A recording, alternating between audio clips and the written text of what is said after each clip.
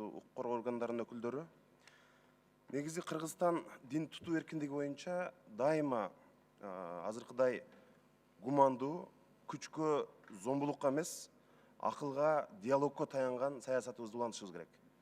Мына кошуна өлкөлөргө окшоп, биз жанагындай сакалына, окуган намазына чейин киришпей, тескерисинче мындай дин тутуу эркиндигин берген саясат болуп, биз алардан үлгү албай, аларга менимче үлгү боло турган мамлекетпиз ушул жагынан алганда.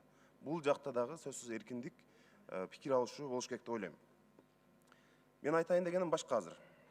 Мына жакында Кыргызстандын Туркиядагы элчиси бул эми расмий өкүл биздин.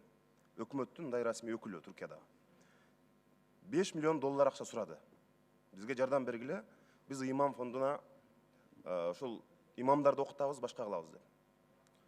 Ушул жагы кандай дейм да, биз мына Кыргызстан, кыргыз өкмөтү жол курууга, энергетикага, суу чарбасына, башка-башкага алып атып, 4,5 миллиардтан ашты карызыбыз.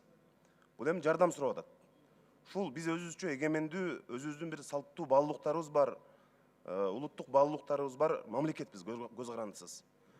Түркия менен албетте биз мамилебиз дайыма жакшы болуп келген, мындан ары дагы жакшы болот деп ойлойм. Бирок өткөндө уктуңар да, мына бир инцидент болду эле. Элчиси дароо айтып чыкты. Биз силерге мечит салып бергенбиз, биз силерге акчадан жардам берип атабыз деп. Эми ушинтип жардам сурап жүрүп, ушундай сөздү угушубуз керек беле ушулардан? Ушул динге, окутууга, ошо эмне кандай каражат кетет дейм да мен мисалы. Экономикага, башка маселеде иштешибиз керек, бирок ушундай маселеде элчилерибиздин бул кандай мындай ушинтип каражат сураганы нормалдуу көрүнүшпү же бул силердин пикир кандай негизи? Бул мамлекеттин позициясы барбы ушул боюнча?